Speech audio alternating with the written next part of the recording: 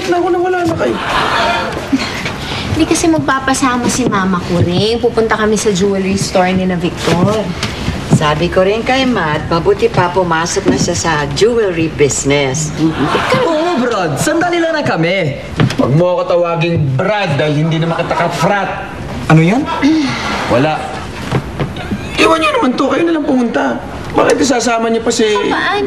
Ikaw kung magsalita ka parang walang katiwa-tiwala sa akin. Ibabalik ko kagad ng asawa mo. Lika na, Matt. Nagalit na, ha? Victor, come on, let's go. Let's go.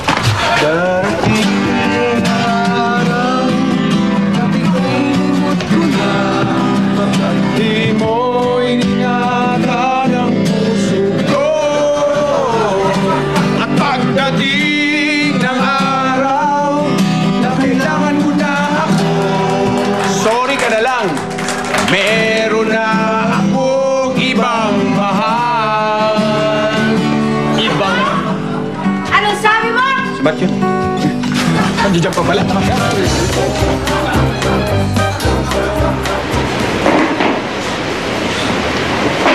You're there pala, Lizzie. Dito ka na lang, oh. No, thanks. Wala naman akong balang magpalibre.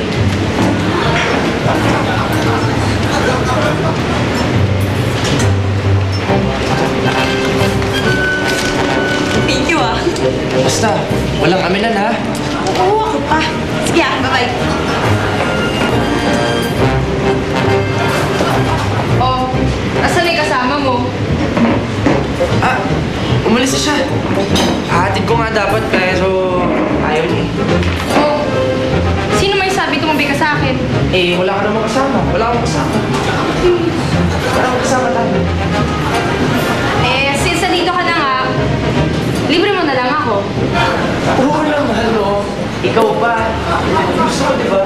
Ikaw naman. Ay, hindi lang ito. Guys! Hello! Hi! Please. Saan sila? Mga friends ko! Uy, alam niyo ba? Ililibre tayo ni Brian!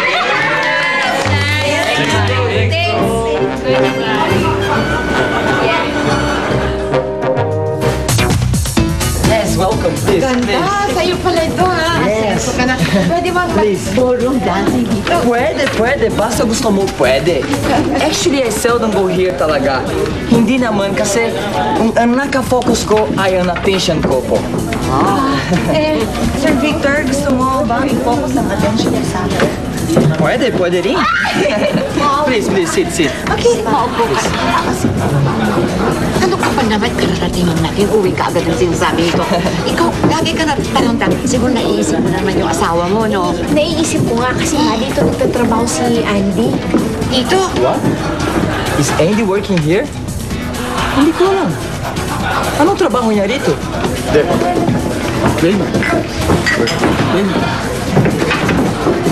Sigip na. Sigip sandali nga. Bakit? Yung ginagawa mo rito? Kasama mo? Yun nga eh. Inimbitahan kami ni Victor na pumunta daw sa bar kung saan kasosyo siya. Hi, hello. Hindi ko naman alam na dito ka rin pala nagtatrabaho.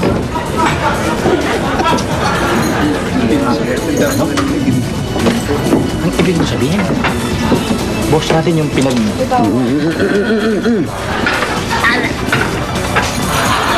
Adolis, bakit ganyan ang itsura mo? Ano nangyayari sa'yo? Ala, na-miss kita dahil.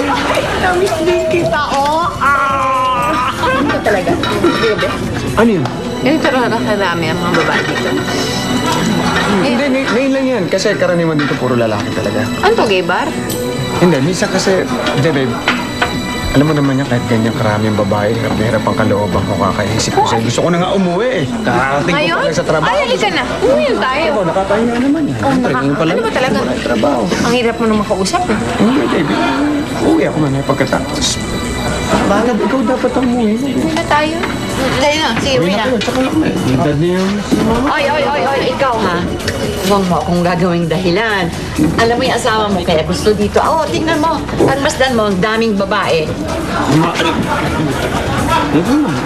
Trabaho lang to eh. Ako na naman, lagi ako eh. Uwi na lang tayo, ma. Sige na, uwi na. Halika na kayo. Halika, Cherry. Halika, uwi ka. Pwede ba? Hi guys, kayo ang bahala. I have to go, ha? Oh, boss. Eh, ingat dyan ha. Madulas talaga dito sa lugar na to. Ingat, boss. Ingat ka din.